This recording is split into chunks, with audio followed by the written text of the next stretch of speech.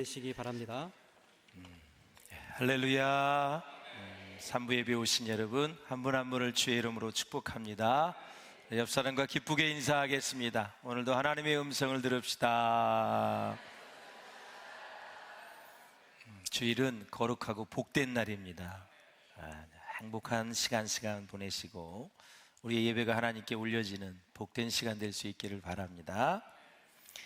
자, 여러분이 잘 아시는 바와 같이 BC 586년에 바벨론 제국에 의해서 예루살렘이 함락이 되죠. 이후에 바벨론으로 끌려간 이스라엘 백성들은 포로기가 몇 년이었죠? 70년 동안 그동안 하나님 보내주신 예레미야 선지자의 편지가 있었습니다. 참 서글픈 편지죠. 슬픈 편지입니다. 또한 하나님 보내신 선지자 에스겔의 설득으로 다시 이스라엘이 제사장 나라로 세워져야 되겠다, 그런 꿈을 가지고 있는 거죠. 나라가 무너지는 건 이제 차치하고 그 이전에 신앙이 다 무너진 겁니다. 제사도 다 없어지고 레위인들이 다 돈 벌러 논밭으로 가고 완전히 신앙이 다 무너졌죠. 그리고 나서 이제 포로로 잡혀갔으니 하나님이 보내신 선지자가 나라도 다 황폐하고 성전도 다 무너졌고 다 불이 타고 그리고 사람들은 다 포로로 잡혀가고 얼마나 여러분 슬픈 소식이 오고 갔겠습니까? 그럼에도 불구하고 하나님은 70년이 지나면 이제 포로 생활이 끝나고 회복시켜 주신다는 그러한 확신, 소망, 이런 것들이 다시 선지자들로 하여금 들려지기 시작을 합니다. 여러분이 예루살렘 성 무너질 때 잘 아시죠? 바벨론이 포위로 쌌어요. 먹을 것과 식수를 다 중단시켰어요. 이게 2, 3년 지나니까 다 떨어졌잖아요. 나중에 오늘은 우리 아들 잡고 내일은 다음 달은 누구 자녀 잡아먹고 인육을 먹는 이런 일까지 벌어졌잖아요. 저는 신학을 하면서 성경을 그렇게 자세히 보면서 참 놀랐습니다. 야, 예루살렘 성에 그 찬란했던 하나님이 함께 하시던 그 성에 매일 인육을 먹었다니, 참 북한에서만 일어나는 일이 아니었고 BC 586년에 그런 일이 일어났었구나. 여러분, 뭐든지 있을 때 잘 지킬 수 있기를 바랍니다. 믿음, 신앙, 구원의 은혜, 그리고 하나 주신 축복, 정결한 마음, 이 모든 것들, 건강도 마찬가지고 있을 때 잘 지켜내는 것이 실력이에요.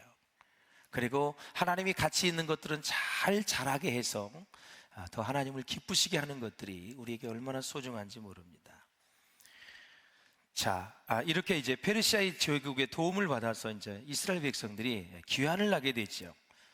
자, 1차 귀환을 하고 또 2차 귀환을 하고 3차 귀환을 하는데, 자, 1차 귀환을 해서는 성전을 재건했죠. 또 2차 귀환에서는 여러 가지 일들을 많이 했지만 이제 제사장 나라를 바로 세우는 아름답게 세팅을 했어요. 그걸 리셋을 했다, 이렇게 얘기해요. 리셋.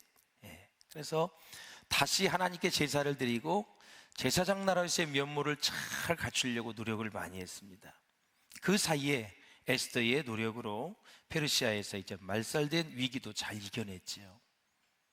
고비고비마다 하나님이 쓰시는 인물이 있었습니다. 전 여러분들이 하나님 앞에서 고비고비마다 기회가 있을 때마다 여러분들이 쓰임받을 수 있기를 주의 이름으로 축원을 합니다. 때를 놓치지 마십시오. 세월이 흘러가면 우리 육신의 나이는 많아집니다. 기회를 상실할 수 있어요. 이 땅에 살 때 하나님 앞에 쓰임받는 것이 최고의 축복입니다. 그분의 영광을 위해서 사는 것이 최고의 영광입니다. 그래서 이제 느헤미야가 3차로 귀환하죠. 이제 성벽을 재건해서 예루살렘을 완전히 튼튼히 세우는 그런 모습을 우리가 보게 됩니다. 자, 완전히 폐허가 된 예루살렘 성을 보고 예레미야의 한번 울음을 보십시오. 자, 1장 1절입니다. 시작. 슬프다 이 성이여, 전에는 사람들이 많더니 이제는 어찌 그리 적막하게 앉았는고. 전에는 열국 중에 크던 자가 이제는 과부같이 되었고, 전에는 열방 중에 공주였던 자가 이제는 강제 노동을 하는 자가 되었도다. 아멘. 공주였던 사람이 강제 노동을 했다, 과부가 되었다. 그 이후에 이제 150년이 지난 다음에 예루살렘 성벽이 재건이 된 그러한 은혜를 힘입게 되죠. 자, 성벽이 재건된 다음에 예루살렘 성이 어떻게 변했는지 한번 보실까요? 느헤미야 12장 43절을 한번 보십시오. 시작. 이날에 무리가 큰 제사를 드리고 심히 즐거워하였으니 이는 하나님이 크게 즐거워하게 하셨습니다. 부녀와 어린아이도 즐거워하였으므로 예루살렘이 즐거워하는 소리가 멀리 들렸느니라. 아멘. 자, 43절을 보십시오. 제사가 회복이 되니까, 신앙이 회복이 되니까 즐겁다라는 단어가 몇 번 나와요? 하나, 둘, 셋, 네 번이나 나옵니다. 하나님은 우리가 즐겁게 사는 것을 원하셔요. 그러려면 신앙이 회복되어지고 하나님을 잘 섬겨야 됩니다. 할렐루야. 예. 에덴 동산이 즐거움이 동산이거든요. 예. 우리 모든 자손들이 에덴 동산의 삶을 살게 하여 주시옵소서. 하나님의 음성을 듣고 주님과 대화하고 새소리를 듣고 맑은 공기 속에서 하나님이 주신 열매를 풍성히 먹고 하나님을 찬양하고 하나님을 경배하고 거기에 즐거움이 있었다. 그래서 이 땅에 살면서 우리가 얼마나 기뻐하지 못하면 계속 데살로니가 후서에서는 항상 기뻐하라 그랬습니다. 예. 기쁘게 산다는 게 쉽지 않은 거예요. 상황을 초월해서 계속 즐겁게 기쁘게 살아가는 거, 하나님의 자녀의 아름다운 모습인 줄로 믿습니다. 자, 느헤미야의 비전은 무엇이냐면 일어나 성벽을 재건하는 것이고 그것의 최종 목표는 뭘까요? 예루살렘의 즐거움이다. 성벽이 뭐예요? 돌 쌓는 거예요.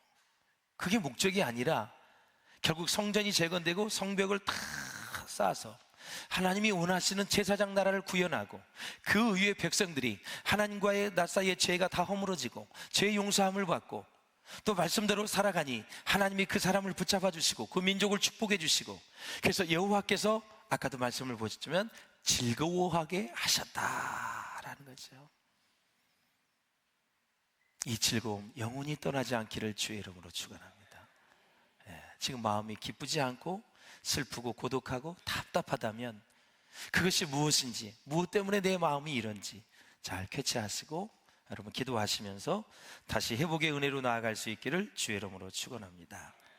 다시 말씀드려서 성벽을 재건하는 것 자체가 비전이라기보다는 성벽을 재건함으로 인해서 하나님께 먼저 영광을 올려드리고 그동안 받았던 수치를 다 벗어버리니까 이스라엘 백성들이 즐거워할 수밖에 없다라는 거죠. 오늘 꼭 여러분의 인생의 즐거움이 회복될 수 있기를 바랍니다. 내일 당장 내가 질병으로 인해서 죽는다 할지라도 오늘 단 1시간이라도 오늘 하루라도 여호와로 인해서 기뻐하는 거. 요양간에 소가 없고 다 짐승이 없다 할지라도 먹을 것이 아무것도 없다 할지라도 여호와로 인해서 주님 때문에 여호와 하나님 때문에 내가 즐거워할 수 있어야 된다. 다른 이유 갖다 붙여대면 불평할 수밖에 없어요. 행복할 수가 없어요, 여러분. 이것 때문에, 이 사람 때문에, 저 사람 때문에, 이 사업 때문에, 직장 때문에, 직장의 누구 때문에, 가정의 누구 때문에 다 우리는 행복할 수 없어요.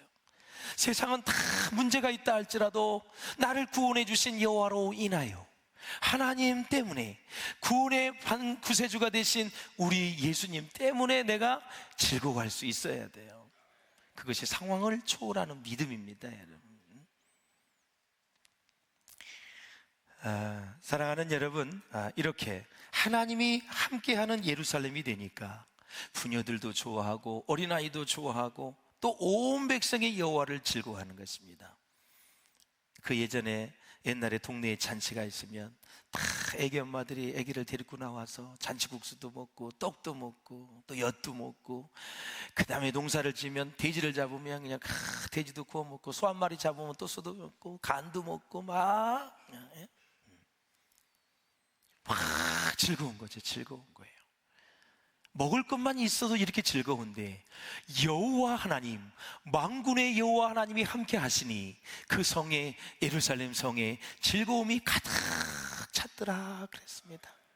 폐허가 된 도시가, 절망할 수밖에 없는 도시가 이제는 하나님의 영광이 임하고 하나님의 은혜가 임하고 하나님의 말씀이 백성들에게 임하니 그들이 즐거워할 수밖에 없었다라는 거지요.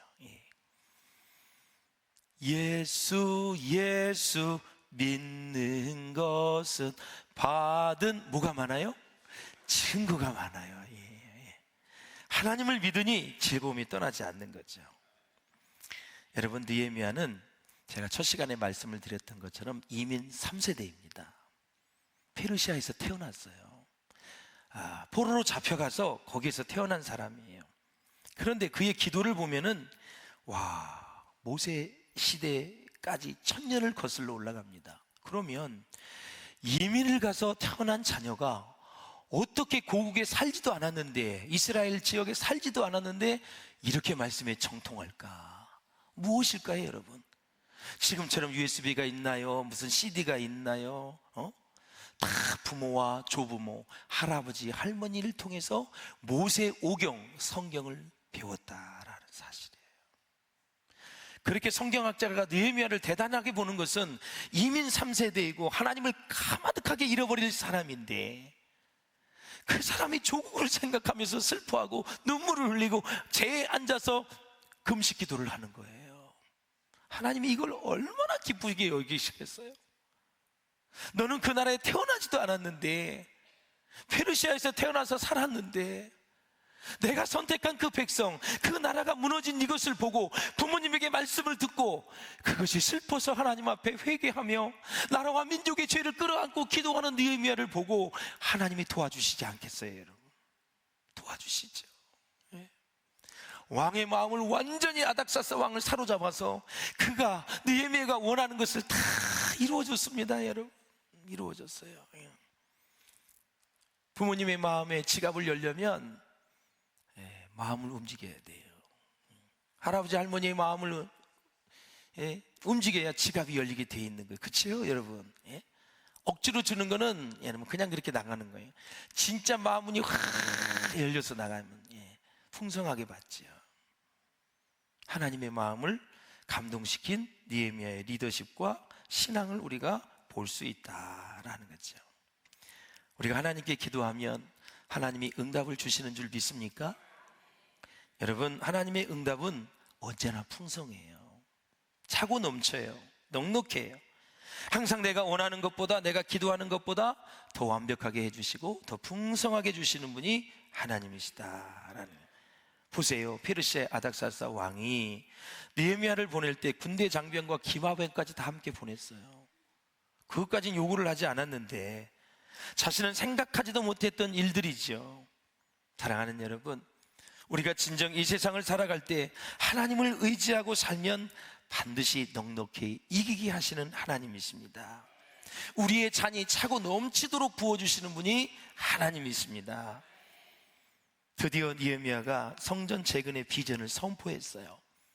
그러자 반대 세력과 방해 세력이 다 기다리고 있는 거예요. 우린 이것을 넘어서야 되는데 느헤미야 2장 10절을 한번 읽어보세요. 시작. 호론 사람 산발락과 종이었던 암몬 사람 도비야가 이스라엘 자손을 호강하게 하려는 사람이 왔다 함을 듣고 심히 근심하더라. 자, 호론 사람 산발락은 누구냐면 사마리아의 총독이에요. 그럼 이스라엘이잖아요. 총독, 최고 높은 사람이야. 그런데 예루살렘을 흥왕하게 하려고 왔다 그러면 웰컴 해야 되죠. 예루살렘을 흥왕하게 하려고 왔는데 왜 마음에 근심을 해요? 이웃사촌이 땅을 사면 배가 아프다 그랬어요. 일주일을 설사를 쭉쭉 하죠. 어떤 걸 먹어도 설사합니다. 산이 나오기 때문에 기쁘지 않는 거예요. 속상한 거예요. 왜 여러분, 예루살렘 성을 흥왕하게 하려는데 왜 근심이 생겨요? 그 이유가 있죠. 자, 위대한 일을 하고 좋은 비전을 가졌다고 해서 모든 사람이 박수 쳐주지 않는다 말씀을 드렸어요. 자, 우리 위대한 비전에 마음이 불편해지는 이유가 있습니다.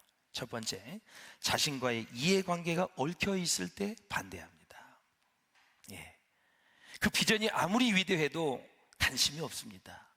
아무리 설명해도 관심이 없습니다. 일의 옳고 그름도 하나님이 기뻐하시는 것도 상관없습니다. 자신에게 조금이라도 손해가 온다면 반대하는 것이 사람의 마음입니다. 예. 나는 동해안의 울산 앞바다에 석유가 나왔으면 좋겠다고 생각하는 사람입니다. 가스가 나왔으면 좋겠다고 생각하는 사람입니다. 지출 비용이 5번에 5천억이 들어도 한번 우리나라의 경제 규모에 비해서 이제는 충분히 5천억은 투자할 만한 아주 작은 돈입니다. 기회를 캐고 그랬어요. 하나님이 있느냐 없느냐, 천국이 있느냐 없느냐 내기를 걸었을 때 어디다 걸으라 그랬어요? 천국이 있는 곳에 걸으라 그랬어요. 우리나라의 5천억은 이제는 정말 전체 나라가 450조라는 한 해의 예산입니다. 얼마든지 한번 도전해 볼 수 있다라는 거죠. 할렐루야. 예. 그래서 나오는 쪽으로 내기를 걸었는데 안 나오면 어쩔 수 없는데, 안 나온다 끝까지 고집하다가 만약에 140억 배럴이 만약에 나왔다고 한다면 어떻게 뒷감당을 다 감당하겠습니까? 저는 어느 당을 얘기하는 것이 절대 아닙니다. 오늘 본문에 보면은 이 산발랏이 반대를 하죠. 자신의 이해관계에 얽혔습니다. 왜? 잘 보세요.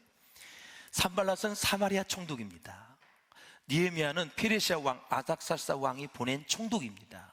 그러면 아닥사스다 왕이 보낸 총독과 사마리아에 있는 총독 누가 더 높습니까? 누가 더 높아요? 일제시대에 우리나라에서 자생한 지휘관과 일본 사람이, 천황이 임명한 사람이 왔는데 우리나라가 지배를 받고 있기 때문에 천황이 임명한 사람이 우위인 것입니다. 아닥사스다 왕이 보낸 느헤미야 총독이 위에 있지요. 그러면 총독이 왔기 때문에 자기 자리는 이제는 물러나야 됩니다. 이렇게 손해를 볼 것 같으니까 도시락을 싸들고 다니면서 반대를 하는 거죠. 또 반대하는 이유는 자기의 자존심이 걸리면 사람은 무조건 반대합니다. 그리고 과거에 관계가 좋지 않는 원한이 있으면 무조건 반대합니다. 이게 사람의 심리입니다. 그 비전이 아무리 위대해도, 그것이 하나님의 일이라 할지라도 그 사실을 까마득하게 잃어버리는 것이 사람입니다. 그래서 기도하는 사람, 영적인 사람은 비전을 이루어갈 때 어느 단계에서 위기가 발생할지, 어느 단계에서 반대가 올지, 어느 상황에서 방해가 오는지를 예측하고 있어야 됩니다. 여러분들이 직장이나 사업, 모든 일을 하실 때 잘 여러분 플랜을 짜실 때요, 계획을 하실 때 잘 생각을 해야 돼요. 요 단계에서는 이런 사람들이 방해가 갈 것 같다. 요 단계 다 단계별로 있어요. 아주 면밀히 분석을 해야 됩니다.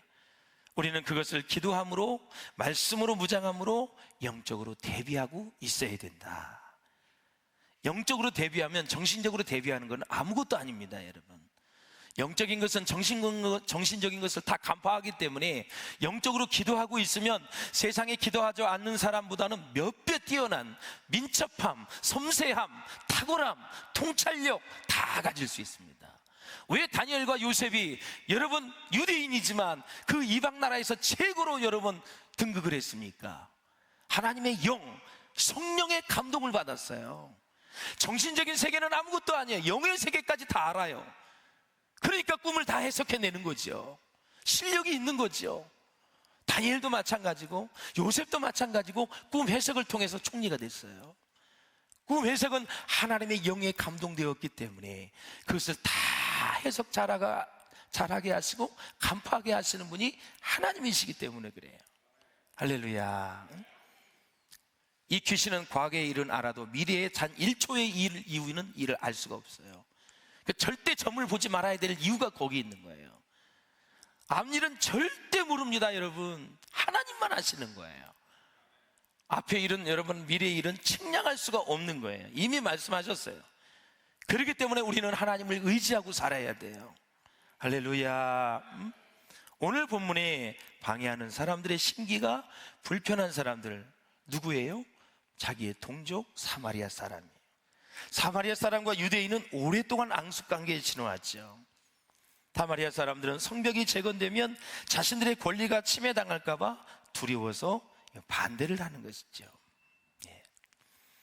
우리 목회를 하다 보면은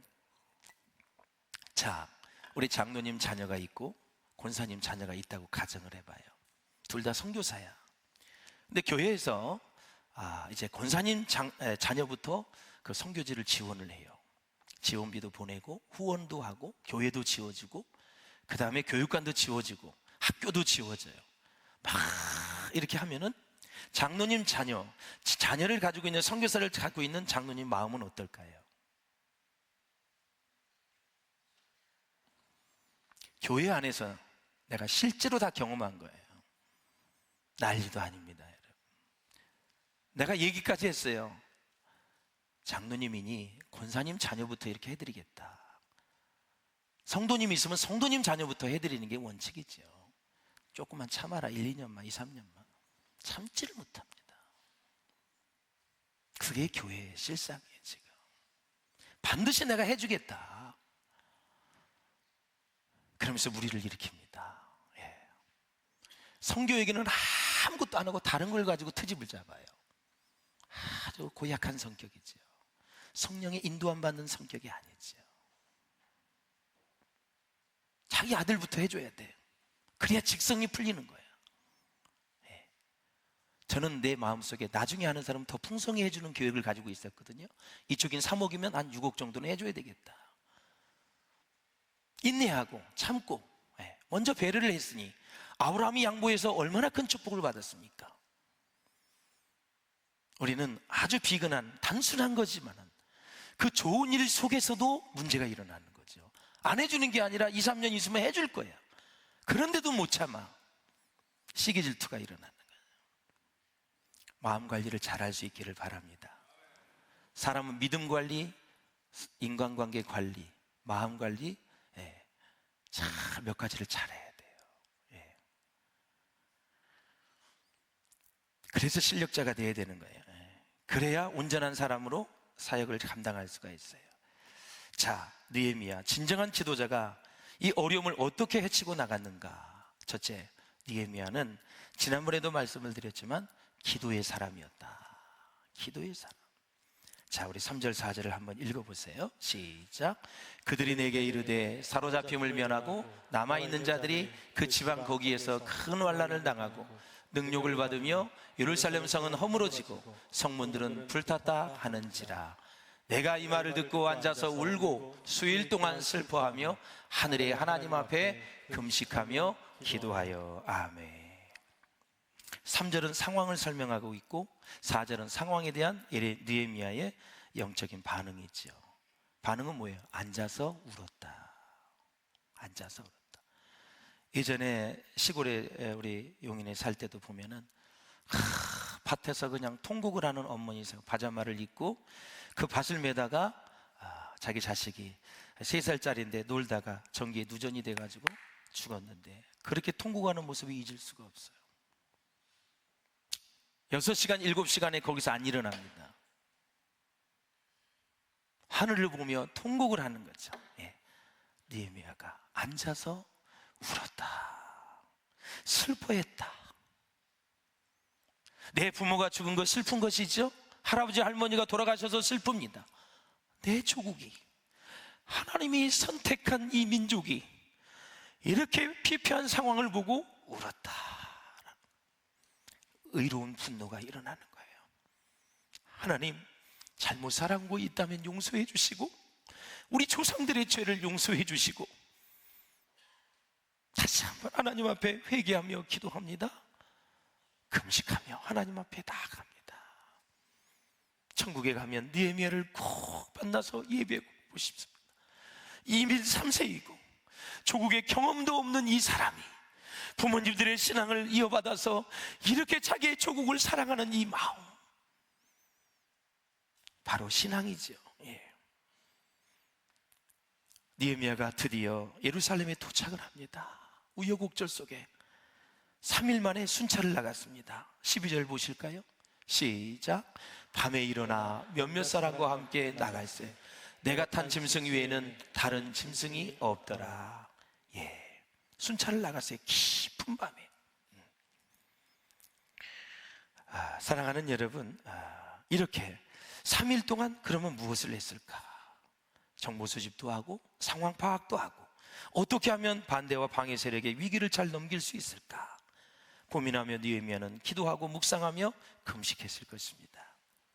사랑하는 여러분, 느헤미야는 하나님이 그의 마음에 주어주신 사명, 예루살렘 성벽 재건이라는 사명에서 이제 비롯된 것이죠. 사실 성벽이 뭐 있습니까? 돌 쌓는 거예요. 돌 쌓는 거예요, 여러분. 예, 무너진 거 돌 다시 올리는 거예요. 돌 자체에 무슨 의미가 있겠어요, 여러분? 그러나 그 성벽 안에 성전이 있고, 성전 안에 성소와 지성소가 있고, 지성소 안에 언약궤가 있고, 그 언약궤에 주의 임재가 있고, 하나님이 함께 하시기 때문에 소중한 거죠. 제사장 나라를 회복하려는 간절한 염원이 있는 거죠. 사랑하는 여러분, 밤에 그렇게 순찰을 한 것은 긴장하고 있는 대적들에게 노출되어 해방당하지 않으려는 목적이 있었습니다. 그래서 사명을 감당함에 있어서 신중함이 얼마나 중요한지를 우리는 느헤미야의 태도와 리더십을 통해서 볼 수가 있어요. 침묵의 지혜, 이거 참 중요한 거예요. 다 사람이 자고 있는데 말 한 피를 타고 측근 두세 명과 함께 조용히 다닙니다. 그리고 성벽이 어떻게 무너졌는지, 어떻게 건축을 해야 될지, 재건해야 될지 혼자 이제 계속해서 생각을 하는 거죠. 면밀하게 여러분 살펴보는 것입니다. 그러므로 하나님의 일을 할 때는 본격적인 행동을 하기에 앞서 현실을 정확하게 판단해야 됩니다. 또한 하나님의 일을 제대로 감당하려면 뜨거운 열정과 차분한 분석력을 함께 갖고 있어야 된다. 열정이 있었어요. 그러니까 페르시아 나라에서 그때부터 막 기도하고 왕에게 요구하고 어떻게 해서 왔어요. 열정이죠. 와서 막 사람 모아가지고 막 시끄럽게 하는 것이 아니라 깊은 밤에 조용히 면밀하게 분석하고 사정을 살피는 이 치밀함, 이 면밀 주도한 이 느헤미야의 리더십을 우리가 볼 수 있다라는 거죠. 교회나 직장일도 마찬가지입니다. 두 가지가 있어야 돼요. 열정이 있어야 되고 신중함이 있어야 된다. 사랑하는 여러분, 우리가 교회나 또 세상에 사업이나 직장일을 감당할 때 대부분 말을 함부로 해서 화를 부을 때가 참 많이 있습니다. 말을 함부로 해서 너무나 과장된 말을 하고 거짓말을 하고 불필요한 말을 해서 일을 그르치기도 한다라는 거죠. 하지만 느헤미야는 자기가 시찰하는 것을 동료에게도 말하지 않고 부하에게도 말하지 않고 행정관들에게도 말하지 않았습니다. 성벽의 길이는 어느 정도 될까요? 여러분 2.4에서 4km입니다. 한번 성벽을 보실까요, 여러분? 저렇게 되어 있어요. 위에서 찍었기 때문에 보이죠? 성벽이 저렇게 되어 있어요. 저게 2.4에서 4km, 한 10리길이 됩니다. 그 밤에 두세 명과 함께 말을 타고 서서히 소리 나지 않게 저것도 또 이제 더 자세하게 이렇게 볼 수 있어요. 저것들이 완전히 다 무너진 거죠. 그거를 다 끌어올리려니 얼마나 힘들겠어요. 지금이야 뭐 포크레인도 있고 뭐 크레인도 있고 지게차도 있지만 다 사람이 끌어올려야 됩니다. 얼마나 힘이 들겠어요. 사랑하는 여러분, 느헤미야처럼 우리도 사람들에게 영적 도전을 주고 또 그들이 하나님의 일에 동참하고 또 그들이 함께 일할 수 있도록 권면해야 될 줄로 믿습니다. 우리는 어려운 현실에 빠져서 하나님의 뜻을 깨닫지 못하는 사람들에게 용기를 주어야 될 줄로 믿습니다. 그들을 향해서 하나님의 놀라운 계획이 있다고, 당신이 정말 하나님 앞에 존귀하게 쓰임받았으면 좋겠다고, 당신을 위해서 하나님의 놀라운 계획을 가지고 있다고 자꾸 알려줘야 되고 용기를 줘야 되고 그것을 할 수 있도록 독려해야 된다라는 거죠.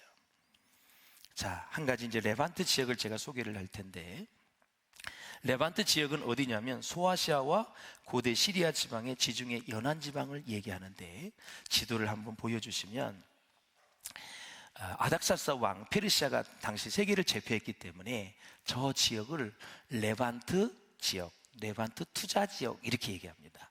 무슬림 국가가 밀집된 지역인데 이집트, 요르단, 이라크, 시리아, 이스라엘, 레바논, 터키 지역이에요. 이 지역을 발전시켜서 투자를 해서 무역과 상업을 발전시키면 세금을 많이 거둬들일 수 있기 때문에 이 아닥사스 왕이 이 레반트 지역을 투자를 했어요. 자, 이것과 이제 맞물려 가는 거 잘 들어보세요. 1차 귀환할 때는 누가 했냐면, 목적이 뭐냐면 성전 재건을 위해서 귀환을 했어요. 총독 스룹바벨이 왔습니다. 49,897명이 왔고, 성전에 제사를 드릴 때 쓰였던 금은 성전 그릇이 5,400점이 왔어요. 많이 훔쳐갔지요, 바벨론이. 그리고 16년 동안 중단되었던 성전이 학개와 스가랴를 통해서 재건이 되었습니다. 2차 귀환이 목적이 뭐냐면 공회 설립입니다. 학사 예스라와 더불어 1754명이 귀환을 했어요. 이때는 무슨 일이 있었냐면, 종교 리더들에게 세금 면제 혜택을 준 거예요. 에스라 7장 24절에 보면 이런 말씀이 있어요. 내가 너희에게 이르노니 제사장들이나 레위 사람들이나 노래하는 자들이나 문지기들이나 느디딤 사람들이나 혹 하나님의 성전에 일하는 자들에게 조공과 관세와 통행세를 받는 것이 옳지 않으니라 하였노라. 그래서 이 페르시아가 주변국들을 안심을 시키고 하기 위해서, 특히 이스라엘은 하나님을 섬기기 때문에 하나님을 위해서 일하는 제사장과 레위인들과 찬양하는 자들에게 세금을 받지 않았다라는 사실이에요. 그 다음에 이제 3차 귀환은 오늘 성벽 재건을 목적으로 온 느헤미야와 다수들이 왔다. 그러면 총 합하면 얼마? 5만 1,000명도 안 돼요. 다 돌아온 인원들이 1, 2, 3차 다 해서. 그러면 줄잡아 250만 명, 300만 명 했던 이스라엘 백성들이 다 이민을 한 200만 갔다 하더라도 돌아오는 인원은 5만 명밖에 안 된다는 것을 여러분 염두에 두고 보셔야 돼요. 다 돌아온 게 아니에요. 예. 그래서 일단 이제 유대 경제를 활성화시켜서 세계를 제패하고 있는 페르시아는 세금을 많이 걷는 것이 목적이었다. 그래서 이제 디아스포라 유대인이 있잖아요. 전 세계에 흩어져 있는 유대인들, 그 사람들이 장사가 잘 되니까 장사꾼 모임이 있어요. 그래서 두로의 상인, 길드 이런 것들이 이제 형성이 되는 거죠. 예. 결국 페르시아 제국은 유대 경제 활성화로 제국의 세금 정책에 성공하게 됐죠. 그런데 느헤미야가 술 맡은 관원장으로 있을 때 이 레반트 지역, 그 지역이 투자가 잘 현치 않았었어요. 성과가 안 좋은 거예요. 그래서 느헤미야가 기도회가 무슨 생각을 했냐면, 잘 됐다, 왕에게 보고를 해서 내가 한번 우리 조국에 다녀와서 그것을 투자를 활성화시켰으면 좋겠다 얘기를 하겠습니다. 속은 뭐예요? 성벽을 재건하는 게 목적이에요. 그래서 정리를 하자면, 페르시아의 투자 정책과 포로 귀환의 소망이 맞물려서 제1차, 2차, 3차 귀환이 이루어진 것입니다, 여러분. 그러니까 70년이 가까워지니까 이스라엘 백성들 하나님이 다시 돌아오게 한다 그랬는데, 그때에 하나님이 페르시아에 투자 정책을 하게 하셔서 이스라엘 백성들로 하여금 다시 돌아올 수 있는 길을 열었다라는 사실이죠. 역사의 주관자는 하나님이십니다. 70년의 숫자에 맞춰서 아닥살사 왕으로 하여금 레반트 지역에 투자할 수 있는 마음을 하나님이 불어넣은 거죠. 그 찬스를 느헤미야가 놓치지 않은 것입니다, 여러분. 왕이요, 거기 잘 되면 세금이 많이 오지 않습니까? 제가 가서 한번 잘 보고 오겠습니다. 잘 되도록 하겠습니다. 그러면서 허락은 받았는데 결국은 자기의 조국의 성벽 재건을 하고 싶은데 계속 기도하면서 수심을 띈 가운데, 야, 병이 없거늘 왜 네 얼굴에 수심이 있느냐, 세 가지를 요구를 했더니 다 들어주셔가지고 투자 지역도 돌보고 그 다음에 성벽도 재건하고 두 가지를 다 이루어내는 그 당시의 역사적인 상황을 우리가 볼 수 있다라는 거죠. 그래서 이 페르시아 제국의 정책은 스룹바벨과 리에스라, 느헤미야 등이 이제 선지자로 있을 때 그들을 잘 활용을 해서 자기들 세금을 많이 걷어들인 그런 모습을 우리가 볼 수가 있어요. 이렇게 여러분 느헤미야는 왕에게 허락을 받고 다시 여러분 조국에 와서 성벽을 재건하는 과정, 이 침묵의 지혜, 그리고 현장을 보는 이 지혜, 우리 가운데 있어야 될 줄로 믿습니다. 기업을 운영하시는 여러분, 학교의 교장이 되시고 관리자로 계신 여러분, 현장을 꼭 볼 수 있기를 바랍니다.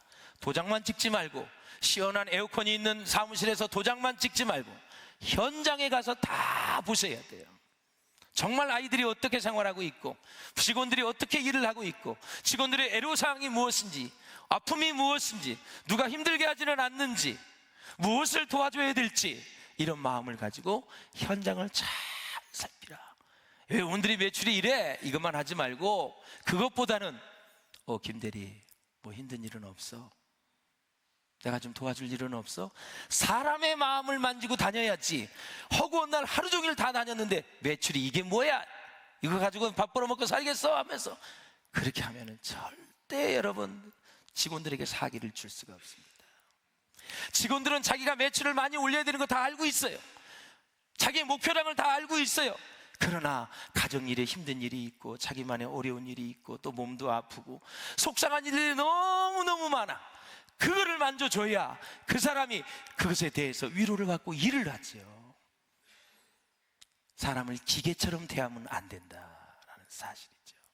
사람은 사람의 마음을 만져야 리더십이 생기는 거예요. 할렐루야. 그런 면에서 느헤미야처럼 정말 하나님의 큰 일을 하려는 사람은 항상 입을 조심해야 돼요. 입. 느헤미야의 침묵의 지혜, 침묵의 리더십, 현장을 자세히 살피는 리더십, 이것이 중요한 거예요.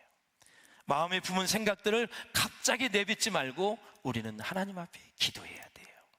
할렐루야. 그래서 교회의 지도자들도 마찬가지입니다.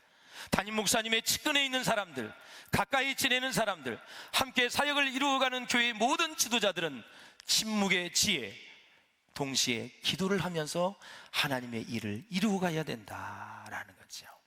비방하는 말, 험담하는 말, 무시하는 말, 섭섭해서 느끼는 감정의 말, 서운하고 소외되어서 느끼는 감정으로 인해서 나오는 말들은 특별히 조심해야 된다. 꼭 하고 나면 후회하는 것이 인간의 입술입니다. 그래서 야고보서는 말에 실수가 없는 사람이 온전한 사람이라고 말하는 것입니다. 사랑하는 여러분, 우리는 다른 사람들에게 영적인 도전을 주어야 됩니다. 하나님의 손길에 대해서 간증했던 느헤미야처럼 우리도 영적인 체험이 많이 있어서 많은 사람들에게 도전을 줄 수 있기를 주의 이름으로 축원을 드립니다. 자, 보면은 아까 말했어요. 산발랏은 사마리아 총독이다. 유대 제사장 가문과 친척 관계를 이뤘어요.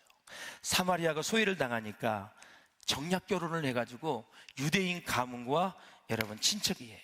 암몬 도비아는 누구냐? 바로 대제사장의 친문과 있어가지고 뜰에 자기 방이 있을 정도로 권력이 대단했던 사람이 도비예요. 오늘 겟셈이 나옵니다.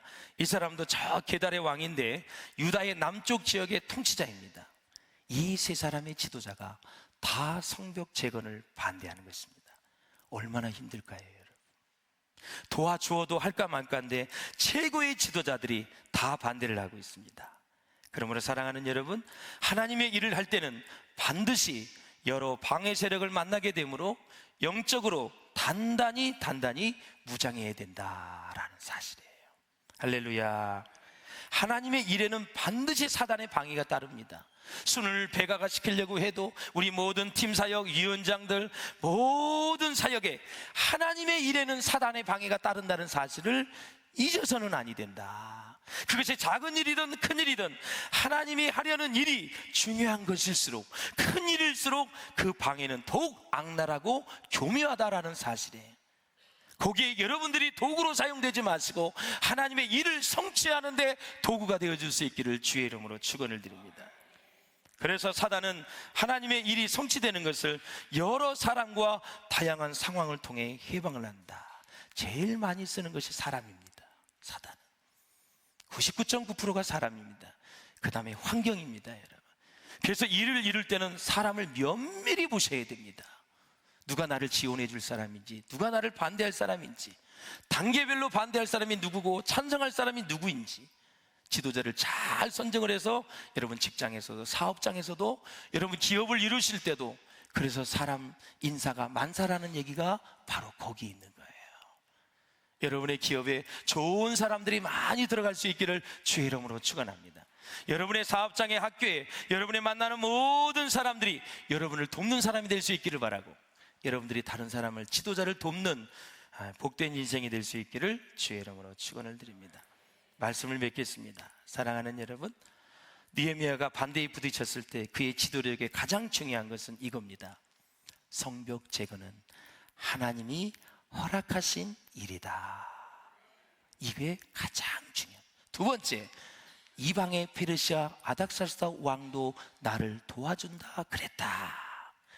그러니까 백성들이 다 하나가 된 것입니다. 여러분, 제일 중요한 게 하나님이 허락하신 일이다. 비전이잖아요. 그래서 기도는 비전을 낳습니다.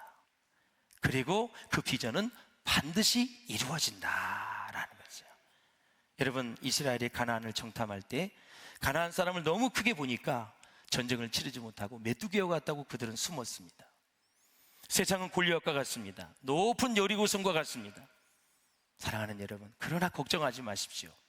누가 더 커요? 하나님이 더 크십니다. 여러분, 우리는 믿음만 있으면 언제든지 모든 어려운 벽을 넘을 수 있다라는 사실이에요. 반대했던 산발랏, 도비야, 게셈은 어떻게 됐습니까? 바로 느헤미야가 이런 말을 했습니다. 너는 상급도 없고 네게 돌아갈 목도 없고 세 번째 권리도 없고 너는 이스라엘 역사에 역사적 명분도 없다. 이 네 가지를 다 박탈당했습니다. 그리고 그는 나중에 다 세 명이 비참하게 죽었습니다. 사랑하는 여러분, 하나님의 나라의 비전, 하나님의 꿈, 우리 함께 이루어가는 우리 모든 공동체가 될 수 있기를 주의 이름으로 축원합니다. 진정한 지도자는 현장을 살피고 사람의 마음을 만지고 하나님을 절대적으로 의지하며 나아가는 사람이 진정한 지도자의 모습이다라는 거죠. 우리 교회에 이런 지도자들이 많이 일어날 수 있기를 주의 이름으로 축원합니다. 하나님 나라에 헌신하며 나아가는 자들이, 충성된 자들이 많이 일어나서 여러분의 인생이 별과 같이 빛나는, 하나님이 기억하시고 하나님이 축복하시고 하늘에 상급을 쌓아둘 수 있는 복된 인생이 될 수 있기를 주의 이름으로 축원합니다. 기도하겠습니다. 우리 함께 기도하실 때 우리 진정한 지도자 느헤미야의 지도력을 본받고 싶습니다. 이렇게 주도 면밀하고 기도하고 성령 충만하며 그리고 현장을 하나님 간구하지 않고 세밀하게 치밀하게 살피며 그리고 백성들을 아우르는 능력, 설득할 수 있는 능력, 모든 산발락과 도비와 게셈 반대자들과 방해자들을 단호하게 대처하며 하나님의 일을 이루어가는, 그래서